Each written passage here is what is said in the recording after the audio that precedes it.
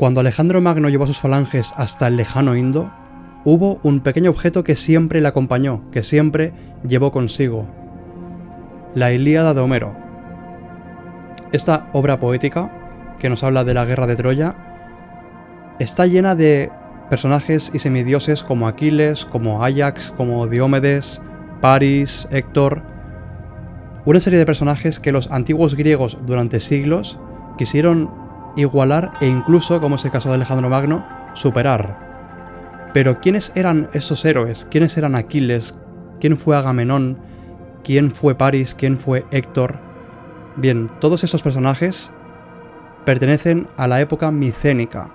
Hoy hablaremos de los micénicos, de quiénes eran estos hombres guerreros y virtuosos, a quien incluso los propios griegos consideraban como sus antepasados, sus ancestros, aquellos hombres que tenían linajes directos con los dioses.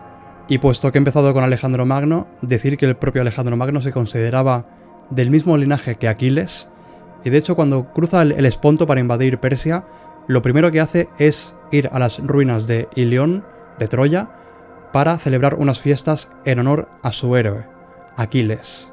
Sin embargo, los micénicos no fueron ni mucho menos el primer pueblo en dominar el mar Egeo, sino que fueron precedidos por los minoicos, una cultura que, como sabéis, se desarrolló en Creta y que con los años, poco a poco, su influencia acaparó todo el mar Egeo, creando una especie de talasocracia. Con toda esta cultura, aún se debate si fue por causas naturales o por invasores externos, llegó a su fin, de repente colapsó. Y los micénicos, que estaban en pleno auge, aprovecharon este momento para invadir Creta. Es así como los micénicos se hacen con la hegemonía de la Hélade. Poco a poco, su arte, su cultura, incluso la forma que tenían de hacer la guerra se expande por todo el mar Egeo. Tras esto surgen estados como Pilos, al sur del Peloponeso, como Argos o como Micenas, que sería de hecho la ciudad más importante de esta cultura y por la cual nosotros nos referimos a ella como cultura micénica. Sin embargo, los hititas se referían a ellos como Agiyagua o Agilla. Los griegos, más tarde, como por ejemplo el propio Homero, se referían a ellos como aqueos, como argivos o como dánaos. Y de hecho el propio Homero, aunque utiliza más el término aqueos, también utiliza dánaos hasta 138 veces en la Ilíada y argivos hasta en 29 ocasiones. Este término argivos deriva de la ciudad de Argos, que es por cierto la ciudad más antigua de toda Europa y cuya región es la Argólida.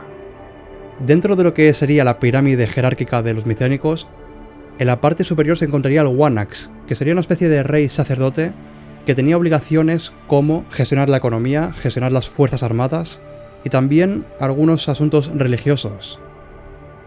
A este le seguía la Wageta, que era el segundo al mando, y que también era un líder religioso y jefe de las fuerzas armadas.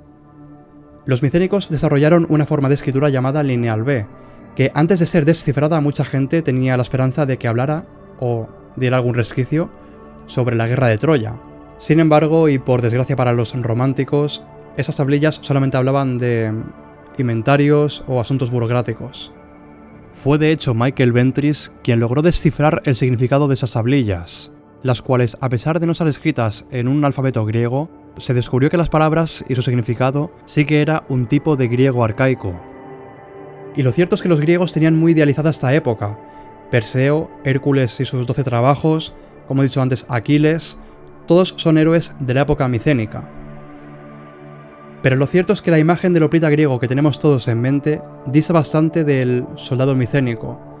Estos usaban armas mucho más rústicas, hablamos de la edad de bronce, por lo tanto usaban espadas y escudos de bronce, grandes escudos, las armaduras eran muy variadas en cuanto a formas y colores, y los cascos buscaban dar un toque de agresividad, incluso algunos tenían cuernos. Es aquí donde nace el famoso casco de cuerno de jabalí y también el casco tipo Kegel, del cual ya hablé en mis vídeos sobre los cascos en la antigua Grecia. Como dato curioso, la armadura más antigua jamás encontrada en Grecia se dio en Argos. Pero en cualquier caso, los micénicos tenían los soldados mejor preparados y mejor armados de su época, más que los hititas y más que los egipcios. Los ejércitos micénicos estaban compuestos por los laguos, de cuya palabra luego nacería la palabra laos, que en griego quiere decir pueblo, Y estos lagos estaban dirigidos por los equetas, quienes vivían en el complejo palaciego junto con los wanags, los reyes. Allí industrias tan importantes como la fabricación de armas, perfumes o aceite de oliva se gestionaban con extremo detalle, y de hecho gracias a la producción de esos productos, los micénicos crearon rutas comerciales desde Egipto hasta la península ibérica. Se han encontrado restos de artilugios micénicos, como cascos Kegel de hecho, en España. Los micénicos tenían un panteón que al parecer era la base de lo que luego conoceríamos como mitología griega, como el panteón olímpico. Sin embargo, el dios más respetado o más venerado no era Zeus, sino Poseidón, dios de los mares y los terremotos. Al parecer, el wanax más importante de los micénicos fue Agamenón, cuyo hermano era Menelao. Agamenón gobernaba Micenas y Menelao la primitiva Esparta. Ambos, tanto Agamenón como Menelao, se casaron con princesas espartanas. Agamenón contrajo matrimonio con Clitemnestra y Menelao con una mujer que dejaría su nombre escrito en la historia, Helena de Esparta. Al parecer Agamenón era un wanax ambicioso, un rey que quería controlar todo el mar Egeo y su comercio. Sin embargo, tenía un gran obstáculo. Había una ciudad en la parte más nororiental del mar Egeo, cerca del Helesponto, llamada Ilión, Troya. Al parecer los troyanos imponían una serie de tributos y de impuestos realmente abusivos, unos impuestos que dejaba irritados a los micénicos. En vista de esto, el rey de Troya, Príamo, envió a su hijo Paris a Esparta para intentar un poco apaciguar los ánimos y crear una especie de lazos de amistad. Sin embargo, Paris, y aquí hay dos versiones, acabó llevándose a Helena de Esparta a Troya. Una versión dice que fue raptada y secuestrada por Paris, y la otra dice que Helena se enamoró de Paris y se fue con él. En cualquier caso, esta fue la gota que colmó el vaso, y rápidamente Menelao, enojadísimo, insultado, pidió ayuda a su hermano Agamenón, el wanax más poderoso de Grecia, de la Grecia micénica. Rápidamente toda la serie de caudillos de Grecia se unen a su causa y con una flota de más de 1000 barcos zarpan de Grecia hacia Troya. El objetivo, acabar con la ciudad. Entre los aqueos se encontraban personajes tan célebres como Aquiles, Áyax, Diomedes o el propio Odiseo, que luego marcarían tanto la idiosincrasia de la antigua Grecia. Según nos cuenta Homero, la guerra duró unos 10 años, y los aqueos, por mucho que lo intentaban, era imposible penetrar esas murallas, por lo que finalmente fingen una retirada no sin antes dejar un obsequio, un enorme caballo de madera, a los troyanos como símbolo de respeto. Nos retiramos y ya que nos habéis ganado os dejamos este obsequio para tener una vuelta tranquila a casa. Los troyanos cogen este obsequio, lo llevan dentro de la ciudad, empiezan a celebrar, a embriagarse, y por la noche, cuando todos estaban en un sueño profundo, del vientre del caballo de Troya salen Aquiles y unos cuantos guerreros, quienes rápidamente matan a los guardias y abren las puertas de la ciudad. Troya acaba arrasada, quemada. En esta guerra moriría Aquiles, morirían Héctor, morirían Paris, y Odiseo nos dejaría lo que Homero nos cuenta en la Odisea, su retorno a casa tan movido.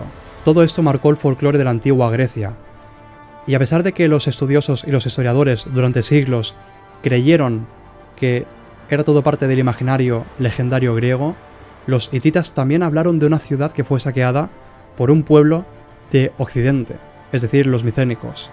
Tras la guerra de Troya tuvo lugar una serie de catástrofes naturales que junto con la invasión dórica acabaron con la cultura micénica. Tras esto, Grecia entra en lo que se conoce como la Edad Oscura, un periodo del que se conoce muy poco, pero que serían las bases de la Grecia clásica. Seguramente Homero, en sus obras, tanto la Ilíada como la Odisea, obras que han marcado a la cultura occidental durante milenios, hizo uso, como buen poeta que era, de su imaginación. Sin embargo, y como he dicho antes, los hititas también hablaron de que un pueblo venido de Occidente, un pueblo venido del mar, saqueó Wilusa, Ilión, Troya. Lo cierto es que las ruinas ahí están. Los expertos todavía debaten si fueron los aqueos quienes acabaron con Troya, ya que las ruinas de todas esas ciudades de la Troade nos dicen que esas poblaciones fueron saqueadas varias veces a lo largo de la historia. Pero en cualquier caso, los micénicos marcaron a los antiguos griegos y los antiguos griegos a nosotros. Sin más, me despido, espero que os haya gustado este formato nuevo. Aprovecho los 100.000. Por cierto, muchas gracias a todos. Cuando tenga la placa ya la enseñaré. De momento todavía no la tengo, de momento todavía ni siquiera la he pedido. Así que bueno, lo dicho, gracias, espero que os guste este tipo de contenido. Ya con mi cara, un poco de face reveal. A pesar de que ya tengo algún vídeo por ahí que se me ve la cara, pero bueno. Y sin más, nos vemos en el siguiente vídeo.